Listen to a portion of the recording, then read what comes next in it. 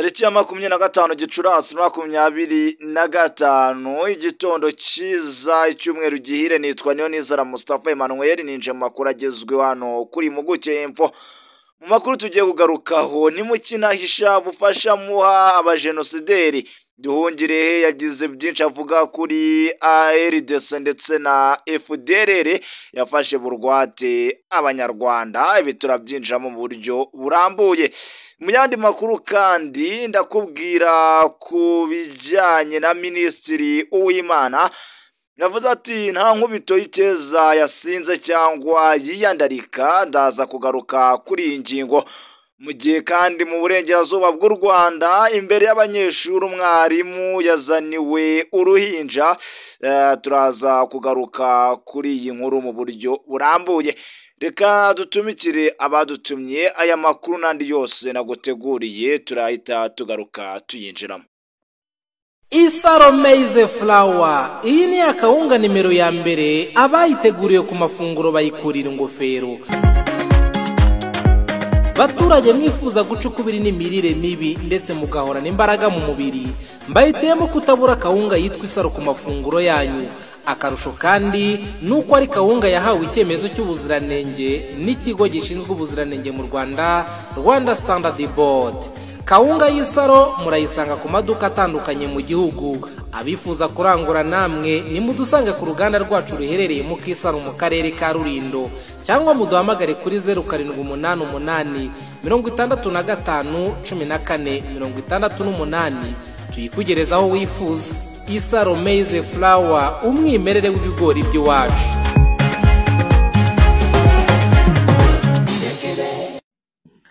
Abantu benshi cyane rero bakomezaga kugenda bambwira ngo Jeswe zo bipango ni gute dushobora kuba twabona uburyo bwo kujya kwiga hanze. Reka nze mbabwire uburyo bwiza bwo kujya kwiga hanze. Ariko igihugu ngiye kubabwira amaginga aya ngaya ni mu gihugu cy'Ubushinwa. Nta experience mbifitemo uburyo nakubwiramo ngo visa bayibona barya, babigenza barya, bagira bate. Ariko reka nkurangira abantu bagiye kugufasha muri ibi bintu. Hamagara ino nimero ubona ahangaha, uhamagare abitwa The Planet School Services bagufasha. Boni nk'umurabyo ushiduka ugeze mu Bushinwa bahamagare bagufasha wongere skills na knowledge. Reka tubaye ikaze mu makuru mu buryo burambuye hano kuri Muguke Info. Ni mukinahisha bufasha mu abajenosideri Duhungirehe kuri Repubulika Demokarasi ya Kongo yeza FDLR yafashe bugwate abanyarwanda.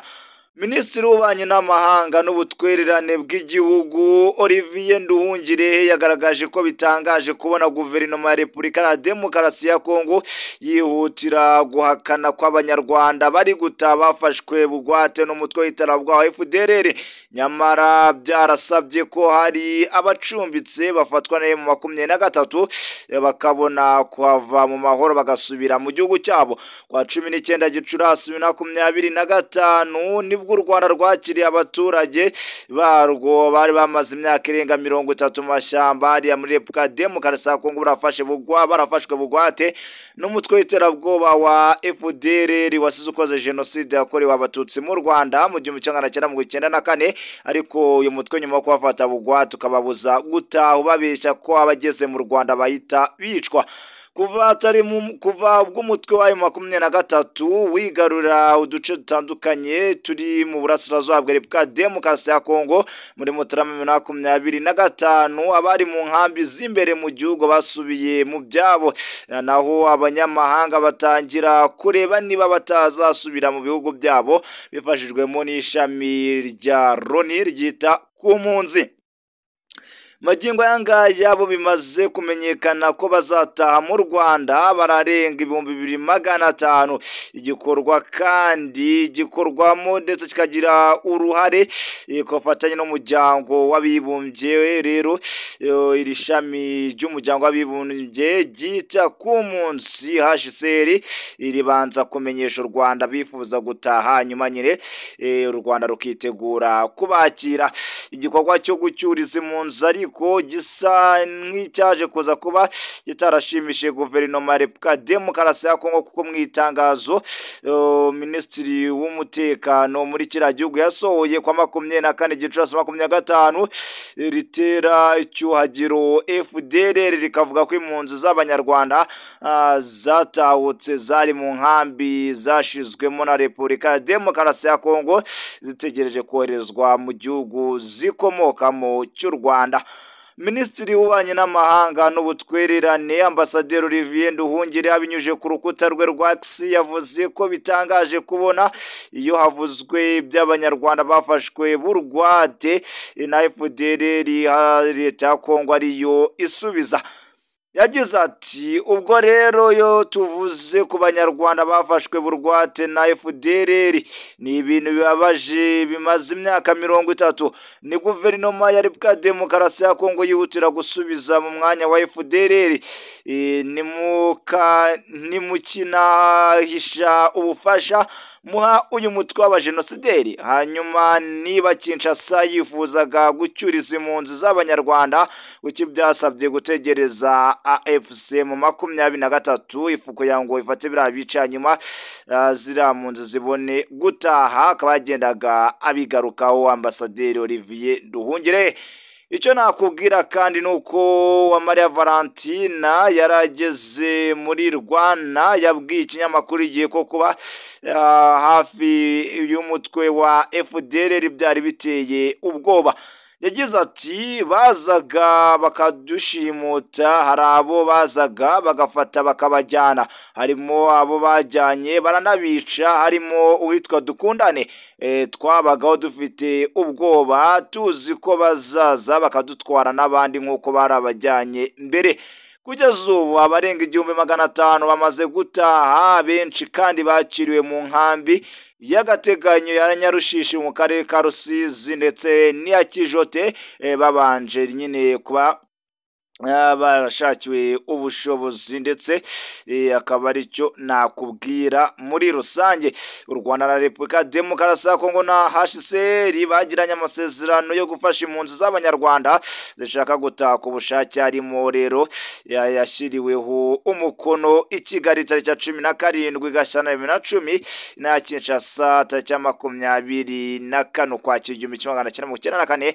Ariko icyo nakubwira nuko Kongo nyine ntiyigeze igaragaza ubushake bwo kuba yashyira mu bikorwa nyine iriya mikoranire ku masezerano bari bagiranye, by'umwihariko yo kuba bacyura ziriya mpunzi zahungiyeho nyuma ya jenoside yari kubera mu Rwanda mu 1994 n'ubundi igezwemo uruhare n'uyu mutwe wa FDLR. Mu yandi makuru ari kuvugwa nta nkubito y'ikeza yasinze cyangwa yandarika. Minisitiri Uwimana bigarutseho. Minisitiri w'uburinganire n'iterambere ry'umuryango Uwimana Konsore yakebuye abakobwa b'inkubito z'ikeza basaba kwirinda kwiyandarika cyangwa se kurangwa n'imyitwarire mibi, ahubwo akarangwa n'imyitwarire myiza. Yabigarutseho kuri uyu wa 24 Gicurasi 2025 ubwo izizwaga isabukuru y'imyaka 20 ishize gahunda y'inkubito y'ikeza mu gikorwa kandi cyahuriranye no gutanga ibihembo ku cyiciro cya 20 cyabaye indashyikirwa.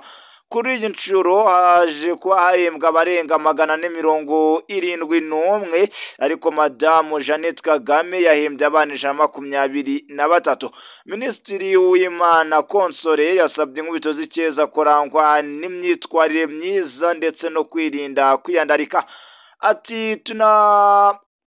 Ati tubabonamo icyizere cy'ejo hazaza, turifuza ko mukomeza gukora kandi mukaba indashyikirwa. Ibyo muzajya mukora byose mujye muharanira kuba imbere. Icyo bifuzaho cyane nk'ubumenyi cyangwa se icyo nyine abifuzaho nyine akaba yabifurizaho kugira ubumenyi nk'umubyeyi, akaba avuga ati babe indashyikirwa mu mico ndetse no mu myifatire. Yakomeje agira ati nta nkubito y'ikeza yasinze, nta nkubito y'ikeza yandaritse, ibyo nabyo mujye mubizirikana. Iyo tuvuga abakobwa ntago twibagirwa abahungu kuko turi umuryango. Yagaragaje ko abahungu kandi nabo babategurira kuzavamo abagabo babereye u Rwanda, akaba ari madamu Uwimana Console wagendaga abigarukaho.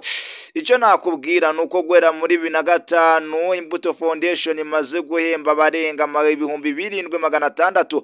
Umuyobozi w'Imbuto Foundation ishami Elodie yavuze ko muri gahunda y'inkubito z'ikeza yatanze umusanzu ukomeye kandi ko idakorwa igamije guhemba gusa, ahubwo habaho kububakira ubushobozi, kubaha ubujyanama ndetse no kubohereza mu ngendo nyine muri rusange kugira ngo zibaganishe mu iterambere. Yasabye abakobwa kandi kuba intangarugero mu myitwarire, imitekerereze yagutse ndetse no kwitabira amahirwe yose yabafasha kugera ku iterambere. Akaba ari cyo nakubwira kuri iyi ngingo.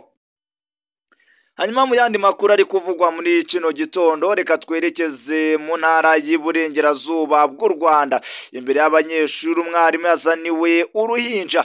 Uwitwa Siborurema Amiyeri w'imyaka 25 wigisha mu mwaka wa 5 w'amashuri abanza kuri groupe scolaire Rurembo mu karere ka Nyamasheke mu ntara y'Iburengerazuba bw'u Rwanda, ubwo yatangaga amasomo yatunguwe no bivugwa ko yabyaranye nawe yamuzanira uruhinja rw'amezi 3. Byabaje mu masaha 3 z'igitondo zo kuri uyu wa gatatu tariki 21 Gicurasi 2025 kuri groupe scolaire Rurembo riherereye mu murenge wa Karambi mu karere ka Nyamasheke. Umuyobozi w'iri shuri yitwa Nsengimana Aimable yabwiye bagenzi bacu rero ndi kubona ndi gukesha inkuru bimvaho nshya ko nyine batungwe no kubona uwo mukobwa azana uruhinja. Yagize ati abarimu barampamagaye bibaza ibibaye ndetse yewe birabayobeye, barambwira ngo uwo mukobwa araje arangije aza muri sare y'abarimu ahita yigendera asiga uruhinja. Ubwa mbere bari baramubonye anacigatiye uruhinja mu ntoki, ntibabyitaho bagira ngo yaje gushaka umuyobozi. Yongeraho ko uwo mukobwa yamusanze mu ishuri amuruhinja maze ahita yiruka arabura.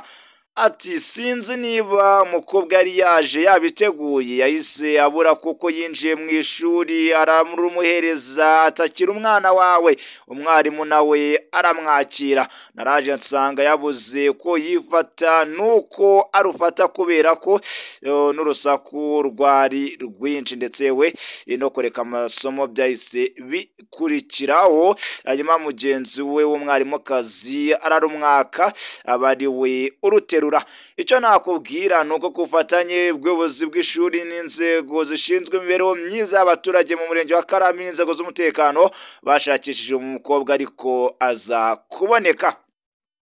Uyu mukobwa usanzwe akora akazi ko gusoroma icyayi yavuze ko umwarimu ntacyo amufasha. Mu rwego rwo kurengera uburenganzira bw'umwana ahisemo kumuzana ku ishuri ngo rero ikibazo gikemuke. Amakuru avuga ko uriya mwarimu yaje kwemera ko uriya mwana ari uwe ndetse yewe yemera kuzajya atanga indezo ingana n'ibihumbi 20 ku kwezi ndetse akemera no kumwiyandikishaho uriya mwana nyine akajya mu irangamimerere. Aya mafaranga ngo azayatanga mu mwaka wose, nyuma y'amasezerano akazahinduka bitewe n'uko umwana azaba akenera ibindi byisumbuyeho. Mwarimu yakwica amasezerano nyine akazirukanwa, hanyuma kandi agakurikiranwa n'ubutabera. Icyo nakubwira nuko Nyirantabaruye Beatrice wazanye uruhinja avuga ko bari basanzwe bakundana ariko kuva yamutera inda atongeye kumuvugisha. Akaba ari cyo nakubwira kuri iyi ngingo. Umunyamabanga nshingwabikorwa w'umurenge wa Karambi Hagenimana Narcisse avuga ko ikibazo bagikemuye kandi bizeye ko uyu mwarimu atazakinisha ubuyobozi akuzuza inshingano ze nk'umubyeyi. Yasabye abasore batera abakobwa inda kujya bemera kurera abana babo kuko nyine umwana bagomba kugira uburenganzira bwo kurererwa mu muryango. Nanga nsoreje amakuru aragezwe muri kino gitondo. Ndagushimiye cyane. Nitwa Niyonizera Mustafa Emmanuel.